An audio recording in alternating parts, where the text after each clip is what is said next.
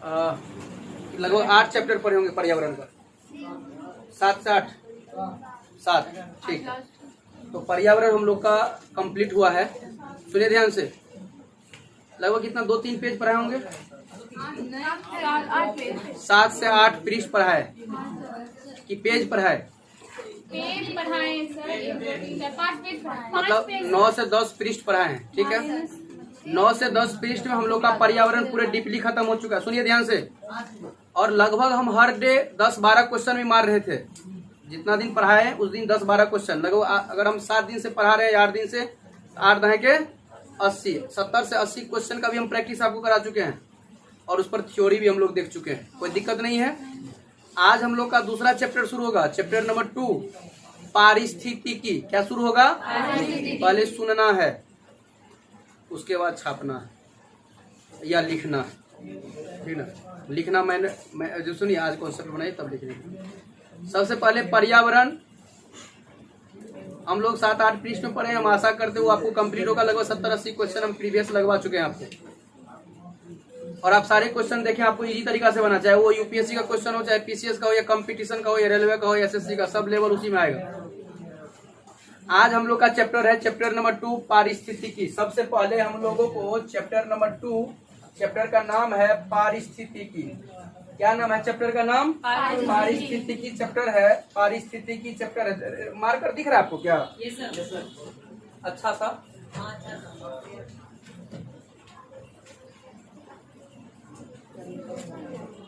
पारिस्थितिकी। एक्चुअल में सबसे पहले पारिस्थितिकी क्या है इसको समझेंगे, और उसको समझने के बाद इसके अंतर्गत भी हम लोग लगभग 7 से 8 चैप्टर पढ़ेंगे। कितना पढ़ेंगे? 7 से 8। ऐसा हम क्यों करते हैं? ताकि आपको इजी हो जाए, पढ़ने में आसानी महसूस हो। नहीं समझे बात को? इसको भी हम लोग लगभग पारिस्थितिकी को भी हम लोग क्या करेंगे, लगभग 6-7 क्लास में बांट लेते हैं। कितने क्लास में बांट लेते हैं? 6 से 7 क्लास में। इससे क्या होगा, 6 से 7 क्लास में पढ़ते भी चले जाएंगे और प्रीवियस क्वेश्चन लगाते भी चले जाएंगे। आप अब्सेंट काहे रहते हैं? और तबीयत खराब। अच्छा चलिए, अब ठीक है, चलिए धन्यवाद। तो 7, इसको हम लोग 5 से 7 क्लास में बांट लेते हैं। 7 टॉपिक कॉन्सेप्ट पढ़ लेंगे और प्रीवियस क्वेश्चन भी लगाते चले जाएंगे। इससे क्या होगा, हमारा पकड़ अच्छा बन जाएगा। तो चैप्टर नंबर 2, आजकल कंपटीशन में, कमीशन में, दोनों एग्जाम में इसकी डिमांड बढ़ चुकी है। इस पेपर की पर्यावरण और पारिस्थितिकी तंत्र, जैव विविधता जैसे चैप्टर का आज मांग काफी बढ़ चुका है। यह सब चैप्टर देखा जाए तो एक तरह से ज्योग्राफी का पार्ट था पहले, लेकिन अगर हम इस ज्योग्राफी पार्ट को ही अगर सेपरेट कर दें तो एक छोटा सा सिलेबस इसका बनता है मात्र। अगर हम 1 माह इस पर ध्यान दे दें, अगर जिस तरह से आप लोग इंटरटेनिंग माध्यम से भी पढ़ाई कर रहे हैं, इसको हम इंटरटेनिंग कहेंगे कि आपको क्लास ही में याद हो जा रहा है, तो अगर इस माध्यम से भी अगर इस पर 1 माह हम टाइम दे देते हैं, 30-32 क्लास, तो हमारा यह नंबर सेफ हो जाता है।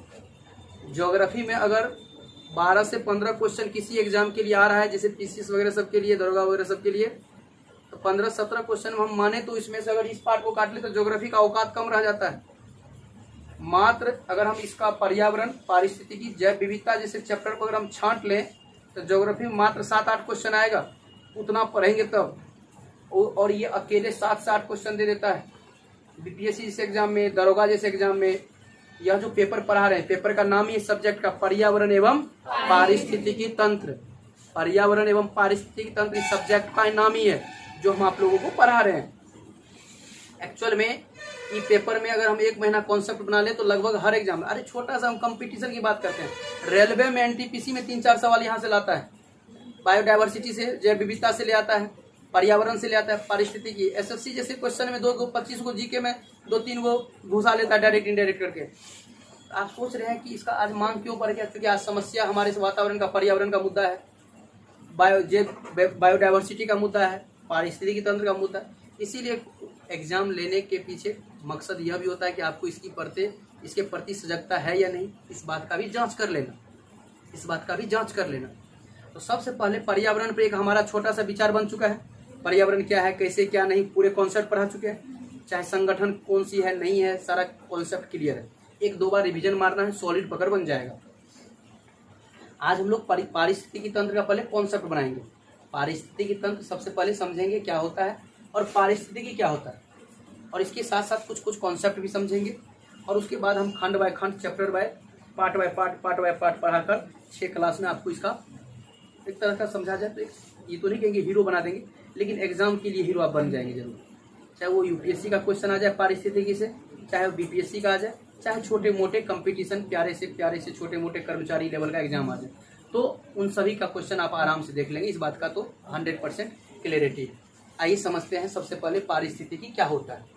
पारिस्थितिकी क्या होता है, सबसे पहले इसको समझते हैं क्या होता है। क्या होता है एक बात समझिए ध्यान से। इससे पहले आप पर्यावरण पढ़ रहे हैं ना, पर्यावरण।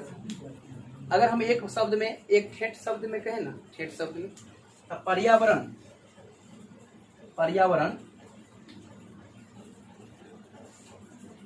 और जीव के बीच का जो संबंध होगा ना, इसे हम लोग क्या कहेंगे। अगर हम ठेठ शब्द में एक लाइन में कहें, कोई भी आदमी पूछे तो टेंशन ना हो, तो कहिएगा पर्यावरण और जीव के बीच के पारस्परिक संबंध को क्या कहेंगे। और जब पूरी होल सिस्टम ले लेंगे ना, होल सिस्टम, पूरी समुदाय, पूरे जीव तंत्र को, तब पारिस्थितिकी तंत्र कहलाएगा। क्या कहलाएगा। तंत्र। तंत्र का मतलब सिस्टम, तंत्र का मतलब सिस्टम, सिस्टम की बात हो रही है। तब पारिस्थितिकी तंत्र क्या होगा, पर्यावरण और जीव के बीच के पारस्परिक संबंध को क्या कहेंगे। एक बात समझिए, भले बाद में, अगर बाद में देखेंगे कि एक होता है स्थलीय पारिस्थितिक, जलीय पारिस्थितिक तंत्र, तो हम बाद में देखेंगे, सब कुछ डीपली पढ़ाएंगे। इतना अच्छा पढ़ाएंगे कि आपको पारिस्थितिकी पर अच्छा पकड़ बनेगा। पारिस्थितिकी तंत्र पहले क्या है, तो हम अगर नॉर्मली व्यवहारिक शब्द में बताएं तो आप किसी को भी कहना सर पर्यावरण और जीव के बीच के पारस्परिक संबंध को क्या कहेंगे, पारिस्थितिकी तंत्र कहेंगे। जो बच्चा पर्यावरण क्या है ये नहीं समझेगा, उसको पारिस्थितिकी तंत्र क्या है वो समझने में दिक्कत होगा। कहिएगा सर क्यों। क्योंकि जीव का मतलब तो हम बुझ गए कि सारा जानवर, मानव आदि सब आ जाएगा, लेकिन पर्यावरण शब्द तो बहुत व्यापक शब्द है। और ये शब्द तो हम लगातार 7-8 क्लास तक आपको इसी पर चर्चा किए हैं। तो इस पूरे पर्यावरण का कॉन्सेप्ट दिमाग में नाचना चाहिए।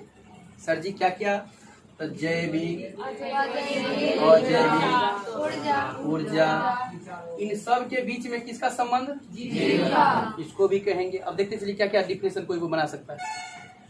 बोले थे जल, वायु, स्थल, वायुमंडल, जलमंडल सब बताए थे ना। इसके साथ संबंध को, जीव के संबंध को क्या कहेंगे। ऐसा क्यों बता रहे हैं, एग्जाम हॉल में जब क्वेश्चन पूछेगा निम्नलिखित में से कौन सा कथन सत्य है असत्य है, ऐसा करने के लिए तो ऐसे बदल बदल के बातें लाएगा। आप अगर तोता के जैसे सुबह शाम एक ही शब्द रट लगाओगे और नया शब्द पूछेगा तो फिर आप मुंह देखोगे। देखोगे बात को। तो इसीलिए हम चाहेंगे कि आपका विश्लेषण पावर, विश्लेषण क्षमता कुछ ज्यादा हो, ताकि आप आराम से उस बातों को समझ सके। तो क्या आप पारिस्थितिकी तंत्र क्या है या क्या है समझ में आया। पहले पर्यावरण और जीव के बीच पारस्परिक संबंध को क्या कहेंगे, पारिस्थितिकी तंत्र कहेंगे। सर संबंध कैसे, सुनिए हम एक बात बताते हैं, समझना पाए। अभी लिखने के लिए सर पटाना नहीं, सब कोड पर फोकस करना है। अभी हम पूछेंगे थोड़ा देर बाद, तो लग चलेगा डंडा एकदम, लड़की को भी लगेगा, इसलिए ध्यान से सुनिए। एकदम कुछ ऐसे ऐसे ऐसे कर रहे हैं। देखिए एक बात हमको बताइए, ध्यान समझिए, ध्यान समझिए। हम मान लेते हैं एगो तंत्र बना लेते हैं, एगो तंत्र बना लेते हैं। मान लेते हैं ये पिरामिड पारिस्थितिक, एक पिरामिडीय पारिस्थितिक तंत्र बना लिया। मान लीजिए यहाँ घास है, पेड़ पौधा है, इसका मतलब वनस्पति है, मतलब पर्यावरण है। क्या है यहाँ, बहुत अच्छा, बहुत अच्छा। तो जो वनस्पति है, जो पेड़ पौधे हैं, पेड़ पौधे जो है, ये उत्पादक कहलाएगा, कहलाएगा कि नहीं कहलाएगा, उत्पादक कहलाएगा। चूंकि ये उत्पादन करेगा, शब्द को सीखेगा। हम ऐसे शिक्षक लकीर के फकीर जैसे नहीं पढ़ना, हर शब्द को वही शब्द से तोड़ के सीखना। उत्पादक, जो उत्पादन करने का क्षमता रखता है, उत्पादक, उत्पादक। ये उत्पादक होगा, मतलब ये उत्पादन करेगा, उत्पादन करेगा। और ये उत्पादन करने के लिए किसी पर निर्भर नहीं करेगा, ये अपने पर ही निर्भर रहेगा। और जो ऐसा करता हो कि किसी पर निर्भर न रहता हो, अपने पर निर्भर रहता हो, उसे स्वपोषी कहते हैं। क्या कहते हैं उसे बाबू? उसे क्या कहते हैं? स्वपोषी कहते हैं। स्वपोषी कहते हैं उसे। क्या कहते हैं? स्वपोषी कहते हैं। स्वपोषी कहते हैं। स्वपोषी कहते हैं। और ऐसा पेड़ पौधा होता है जो अपनी भोजन, अपनी आवश्यकता स्वयं पर निर्भर होकर पूरा कर लेती है, स्वपोषी। लेकिन जो अपना भोजन के लिए किसी और पर निर्भर करेगा, वह स्वपोषी तो कभी हो ही नहीं सकता। वह परपोषी कहलाएगा। क्या कहलाएगा? परपोषी कहलाएगा। क्या कहलाएगा? परपोषी कहलाएगा। ए बाबू, सब सीखते चलना। ये सब यूज करने वाले हम पूरे पारिस्थितिकी तंत्र में। हम पूरे पारिस्थितिकी तंत्र 7 दिन 8 दिन पढ़ाएंगे, 7-8 क्लास लेंगे, 7-7 घंटा लेंगे। उस सब शब्द में ये सब यूज करने वाले हैं। अगर हर एक टर्म सीखा हुआ रहेगा तो आपको बड़ा विस्तार से समझ में आएगा। नहीं सीखा हुआ रहेगा तो आपको दिक्कत आएगा। तो स्वपोषी जब हम बोलेंगे तो अगले क्लास में ये नहीं बोलेंगे जो अपना भोजन स्वयं बनाए, पेड़ पौधा, ऐसा नहीं कहेंगे हम। आपको समझ में आना चाहिए स्वपोषी जब अपना भोजन स्वयं न बनाए, परपोषी कहलाएगा। परपोषी जैसे मानव, जीव, बहुत अच्छा। जो इस पर निर्भर करेगा ना, इसका मतलब जो परपोषी होगा वो स्वपोषी पर निर्भर करेगा। हाँ सर, करेगा। मेरे सोचना हम क्या बता रहे हैं, मेरे बात को गंभीरता से। जो आदमी अपना भोजन नहीं बना सकता, इसका मतलब दूसरे पर निर्भर करेगा। और दूसरा धरती पर कौन है? जो स्वपोषी है। इसका मतलब परपोषी स्वपोषी पर निर्भर करेगा। तो बाबू ध्यान से समझिएगा। तो जब कोई उत्पादक स्वपोषी होगा, तो जब कोई उत्पादक पर निर्भर करे ना, उसको हम लोग उपभोक्ता कहते हैं। उपभोक्ता कहते हैं, उपभोग करने वाला। भोग बुझते हैं ना, उपभोक्ता कहते हैं। क्या बोले? जो उत्पादक का सेवन करे उसे हम लोग क्या कहेंगे? उपभोक्ता कहते हैं। क्या कहते हैं उसको? उपभोक्ता कहते हैं। तो हम लोग उपभोक्ता हैं। हम लोग क्या है? उपभोक्ता है। हम लोग उपभोग करते हैं किसका? उत्पादक का। जो स्वपोषी है, उपभोग। अभी पहले शब्द को सीखिएगा, एकदम आपका कॉन्सेप्ट इतना मैच्योर कर देंगे कि आपको कितना भी घुमा लेना, आपको कहेगा कि यार तुम कहाँ पढ़ा ये चैप्टर इतना अच्छा से, एकदम अच्छे से समझिए। सवाल तो सब लगवा देंगे, पीसीएस वगैरह, यूपीएससी वगैरह सब बनवा देंगे, टेंशन फ्री। लेकिन पहले टर्म सीखिए। उपभोग तो कई तरह का होगा। हम अगर आप ही में कहेंगे तो कुछ आदमी ऐसा होगा जो कि सिर्फ सागे सब्जी खाता होगा, मांस मछली नहीं खाता होगा। कुछ आदमी ऐसा होगा कि मांस मछली भी खाता होगा। अच्छा, जैसे हिरण की बात करें तो मांस मछली खाएगा नहीं, घास फूस खाएगा। ओहो, अच्छा समझ रहे। शेर की बात करेंगे तो हिरने को खाएगा। ओहो, आप समझ रहे हैं। मतलब यह कि उत्पादक को जो खाएगा ना, उसको शाकाहारी उपभोक्ता कहेंगे। क्या कहेंगे? शाकाहारी उपभोक्ता कहेंगे। क्या कहेंगे?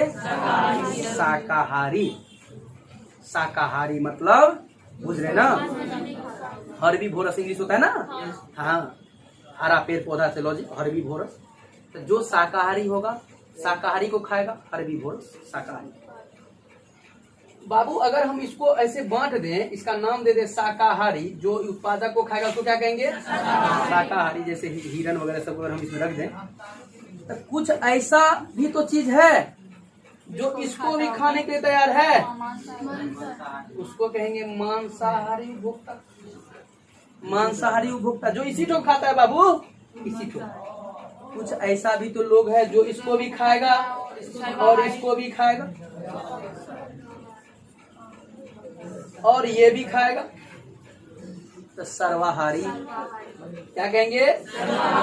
सर्वाहारी उपभोक्ता। सर्वाहारी उपभोक्ता। लगाइए उसको ठोकिया को, नींद मारना। इसको मारेंगे एकदम कूदेंगे तो इतना भीड़ से समझा रहे हैं, इतना बढ़िया से एकदम। यहाँ बोर्ड पर देखिए बोर्ड, ये क्या है अभी पूछेंगे, सब नींद निकाल देंगे। खा लेता पूरे भात दाल चोखा पेट भर के आ जाता है। उत्पादक को जो खाएगा शाकाहारी, शाकाहारी उपभोक्ता उसको जो खाएगा मांसाहारी। जब दोनों को खाने का क्षमता रखा, यहाँ तक हम समझ रहे। ये जो सिस्टम बन रहा है ना, यही सब सिस्टम तो है हमारा पारिस्थितिकी तंत्र, यही तो है पारस्परिक संबंध, यही तो है पारस्परिक संबंध। सर जी और थोड़ा सा और खुलना चाहते हैं, समझते चलिए। अब उपभोक्ता समझते हैं क्या होता है, उत्पादक समझने लगे क्या होता है, स्वपोषी समझने लगे क्या होता है, परपोषी समझने लगे क्या होता है, पारिस्थितिकी क्या होता है समझने लगे। अभी रुक जाइए, होता क्या है बाबू सुनिए, ध्यान समझिएगा एक बात, अभी पहले समझते चलिए। होता क्या है कि इसमें एक लोचा है। लोचा क्या है, इसमें सबसे ज्यादा ताकत किसको मिलेगा, किसको मिले। एक क्वेश्चन है जी, एग्जाम का जो कंपटीशन का क्वेश्चन है, सबसे ज्यादा एनर्जी किसे मिलेगा इसमें। आप देखिए, कुछ बच्चा मेरा शाकाहारी, कुछ जो शाकाहारी होगा कहता है शाकाहारी को मिलेगा, कुछ मांस खाता होगा तो कहता है मांसाहारी को मिलेगा, कुछ दोनों खाता है। तो आइडिया से बोल रहे हैं क्या ऐसे? जय श्री राम। शाकाहारी सबसे ज्यादा ऊर्जा या ताकत सर्वाहारी को मिलता है। सबसे ज्यादा ताकत सर्वाहारी को मिलता है। सुनिए ध्यान से, ये सब प्रूफ है, डाटा, ये सब डाटा प्रूफ है। सबके बारे में डीपली पढ़ाएंगे बाबू, सबके बारे में डीपली पढ़ाएंगे। लेकिन आप पहले सुनिए, एक कॉन्सेप्ट बनाइए कि हम पढ़ने वाले क्या हैं। एक्चुअल में सबसे ज्यादा ताकत किसको मिलेगा? सर्वाहारी को मिलेगा। किसको मिलेगा?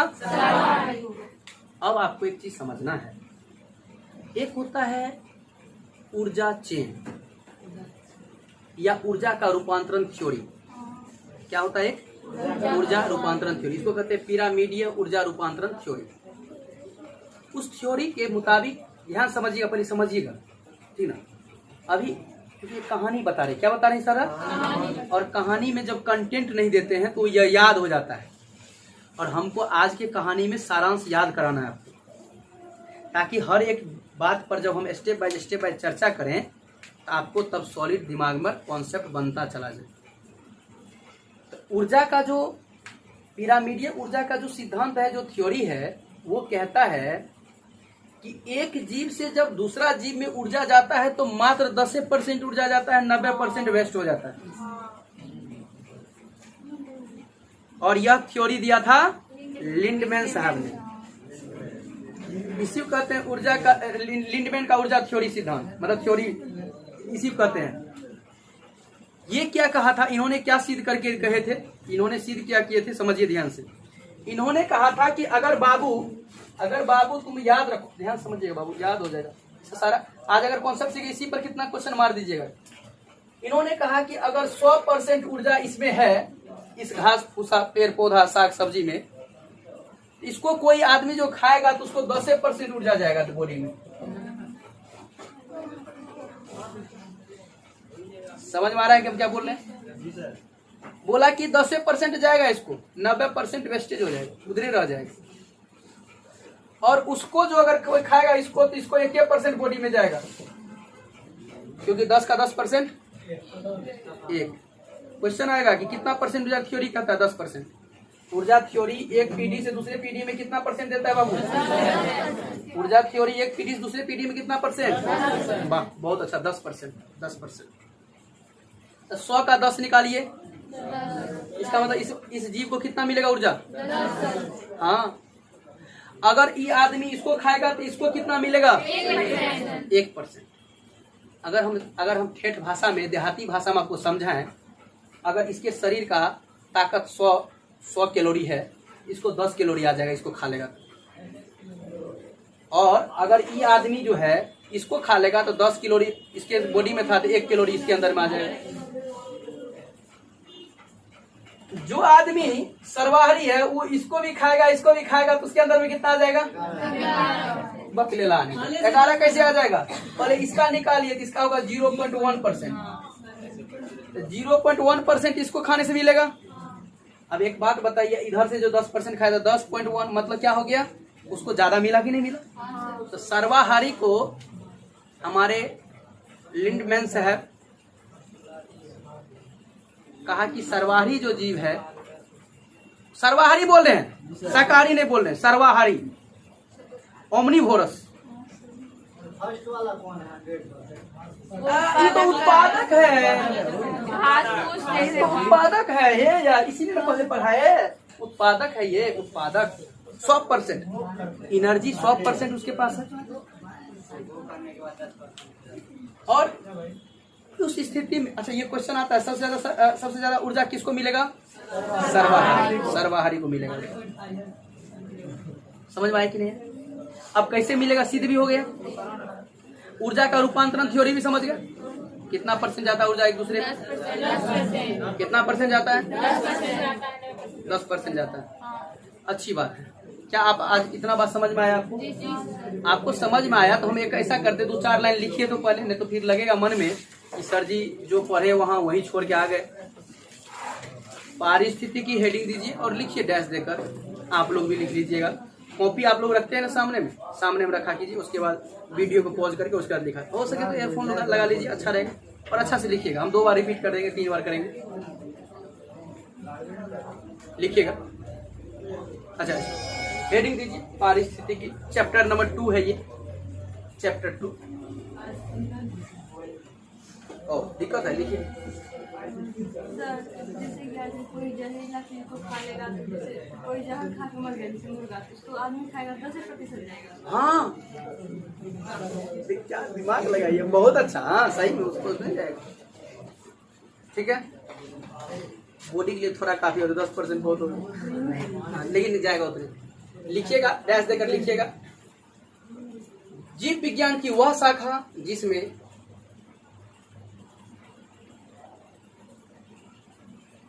जीव समुदाय तथा उनके वातावरण, जीव समुदाय तथा उनके वातावरण के मध्य पारस्परिक संबंध का अध्ययन तथा उनके वातावरण के मध्य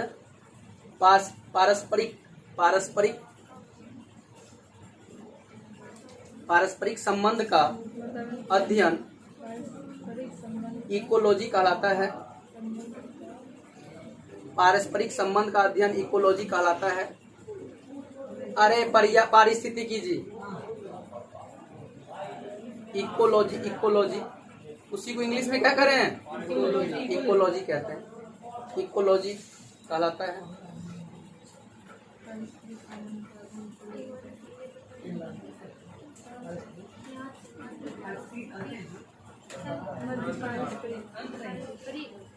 अगर हम चाहें ऐसा, अगर इसको पारिस्थितिकी मान लें तो इसको इधर हम ऐसा कर सकते हैं, जल, मिट्टी, जल, वायु। अरे इसको इकोलॉजी,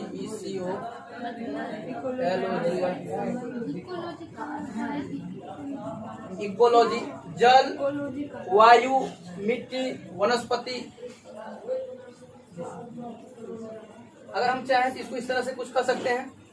इसके बीच में देखिए, जलवायु है, मिट्टी है, जल है, वनस्पति है, ठीक ना। इकोलॉजी का पैटर्न बना सकते हैं। इकोलॉजी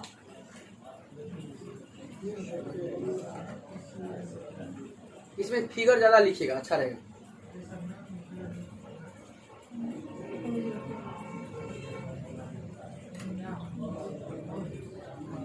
एक ऐसा पिरामिड बनाइए, अगला स्टार देकर एक पिरामिड बनाइए और पिरामिड बनाकर एक में उत्पादक लिखिए, एक में उत्पादक में दूसरा में लिखिए उपभोक्ता। उत्पादक का वहाँ होगा, नीचे में ना होगा, तब उपभोक्ता। बस उत्पादक और उपभोक्ता बोले ना।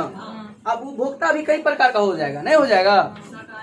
अब सुनिए, हाँ वो तो डिपेंड करेगा कि कैसे, प्रथम स्तर, द्वितीय, तृतीय, चतुर्थ, पंचम, षष्टम, सप्तम, जितना बनेगा उतना लेवल पर कहेगा सर। जैसे मान लीजिए घास कौन चीज होगा, उत्पादक या उपभोक्ता? बहुत अच्छा। तो घास को कौन खाएगा? टिड्डा। टिड्डा बायोलॉजी में पढ़े होंगे 10वां में। तो घास को खाएगा टिड्डा। तो ये हो गया, टिड्डा क्या हो जाएगा? उपभोग करने वाला। रुकिए, सुनिए, कुछ बच्चा को थोड़ा समझ में अच्छा आना चाहिए, तब तो कहेगा बबलू से बढ़िया पढ़ाते हैं। क्या गलत बोले क्या? मान लीजिए ये घास, घास को कौन खा लेगा? टिड्डा खा लेगा। टिड्डा खा लेगा। एक सीरीज बनाइए ना, कौन से ले चलिए ना, जहाँ से आप कहेगा हिरन, तो हिरन से सीरीज बना लेंगे, जहाँ से कहेगा वहीं से। घास को टिड्डा खाया, टिड्डा को कौन खाता? मेढक खाता है कि नहीं खाता है? मेढक खा लिया, मेढक खा लिया। मेढक को कौन खा लिया? सांप को कौन खा लेगा? चील खा लेगा। कौन खा लेगा?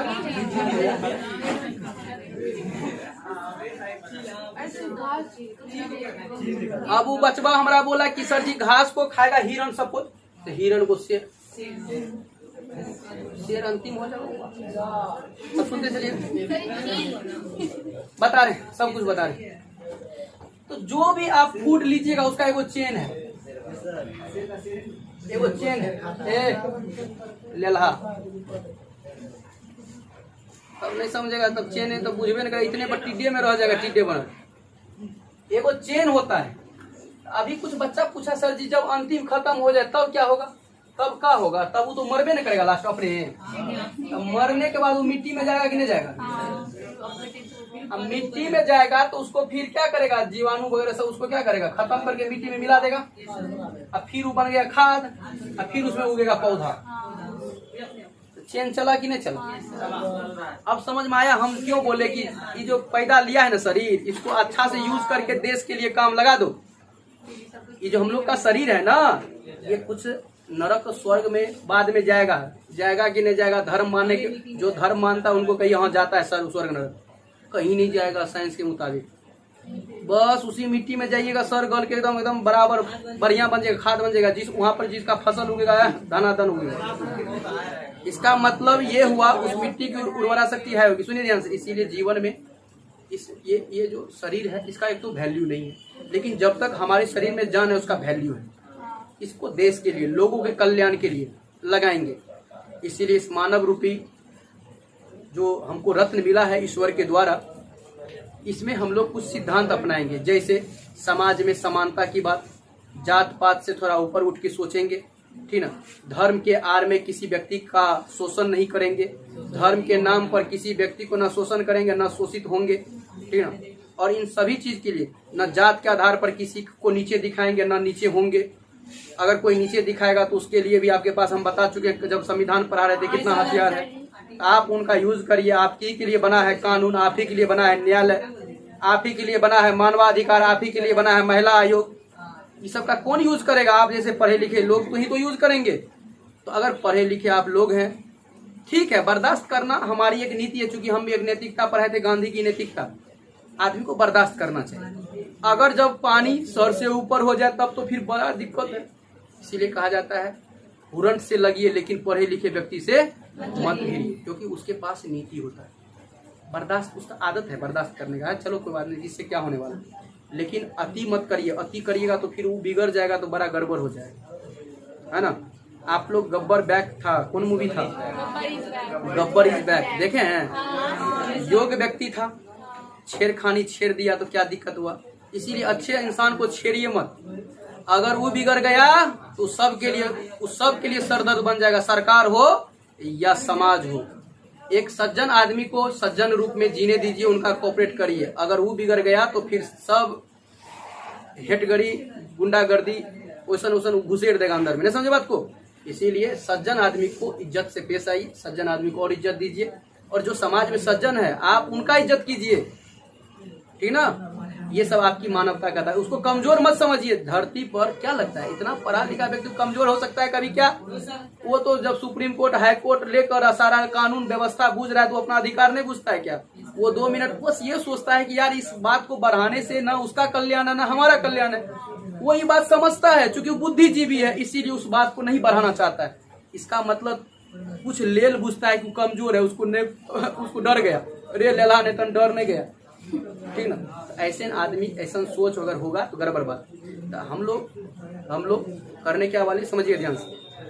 पुनः मिट्टी में मिलेंगे, है कि नहीं चक्र? इसको कहते हैं फूड चेन। तो जो फूड बनाएंगे उसका एगो चेन बनता है। हमरे पर्यावरण का एगो खासियत है, हर जीव एक दूसरे पर निर्भर करता है। और अगर बाबू हर जीव एक दूसरे को निर्भर होकर अगर उसको बैलेंस नहीं करेगा ना, उसको खाएगा नहीं ना, उसकी संख्या बढ़ जाएगी धरती पर और वो उस पारिस्थितिकी तंत्र के लिए टेंशन बन जाएगा। फॉर एग्जाम्पल जैसे पेड़ पौधा, देखिए इसका बड़ा साइज दिखा है ना, ये ज्यादा होनी चाहिए, ये ज्यादा मात्रा में होनी चाहिए। अगर ये होगा तभी तो हम होंगे तभी तो और कोई होगा, वो होगा तभी तो और कोई होगा। अगर सोचिए, मेरे बात को समझिए ध्यान से,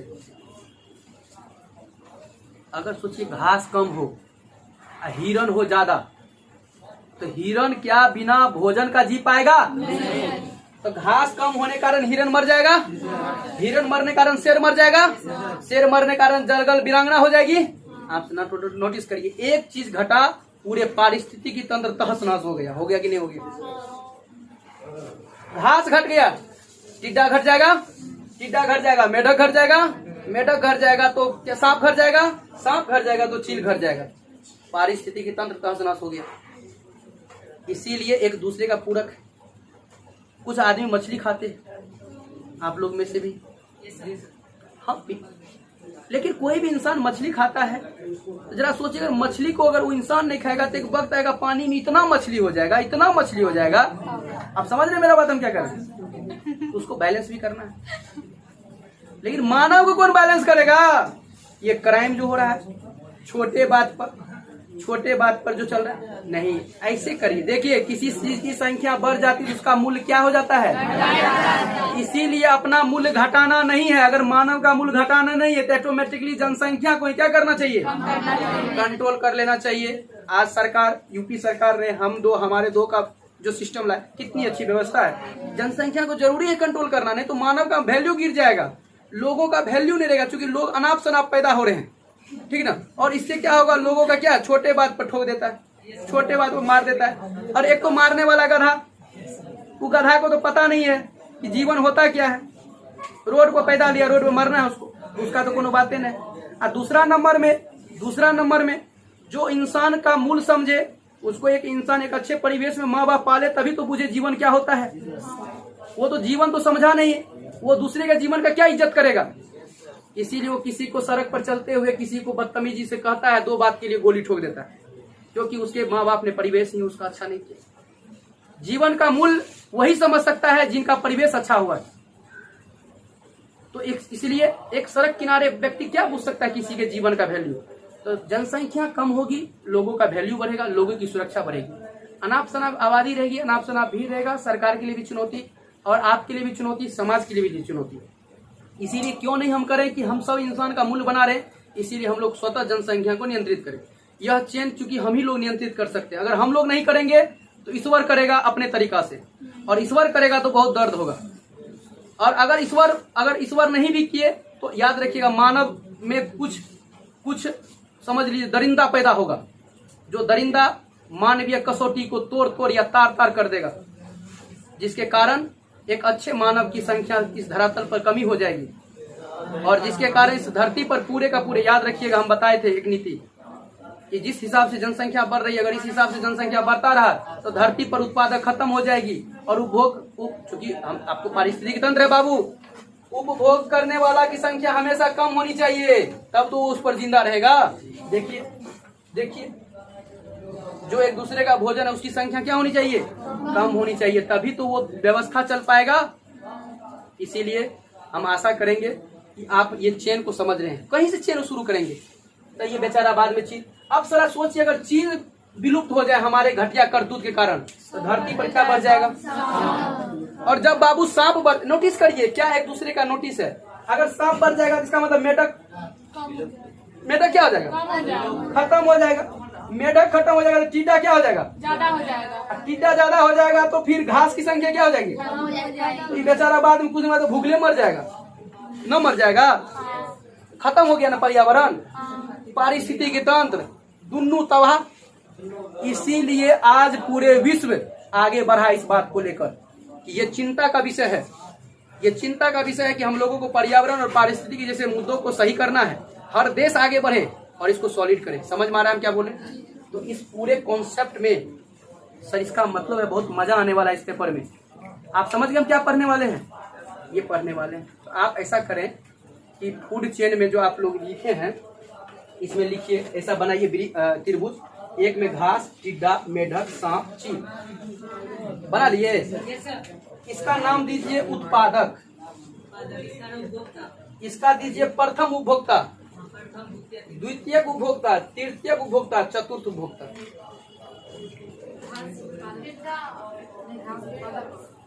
प्रथम, द्वितीय, तृतीय, चतुर्थ। और इसी का नाम दे दीजिए फूड चेन। क्या कह दीजिए, क्या कह दीजिए, फूड चेन कह दीजिए। फूड चेन क्लियर हो गया। 100 कोशी समझा चुके हैं, पर कोशी समझा चुके हैं। ऊर्जा का रूपांतरण कितना % जाता है, 1 जीव से दूसरे जीव में 10%। अब इस सब के बारे में एक एक करके कब पढ़ेंगे, कल से। एक अध्याय, फिर एक अध्याय, फिर एक अध्याय, और 6 से 7 क्लास में हम इसका पूरे नॉलेज बना लेंगे। कोई दिक्कत है क्या। तो हम लोग यहाँ विराम लेते हैं और अगले क्लास में यहाँ से सीरीज जुड़िएगा और आप लोग भी पढ़िए। बहुत सारी शुभकामनाएं आप लोगों को, और हो सके तो अपने इस परिवार के सदस्य को बढ़ाइए, शेयर करिए, सब्सक्राइब करिए, और अगर अच्छा लगे तो ईश्वर से दुआ करिए, ठीक ना, कि हम भी सलामत रहें और आप भी सलामत रहें और इस देश की कल्याण करिए।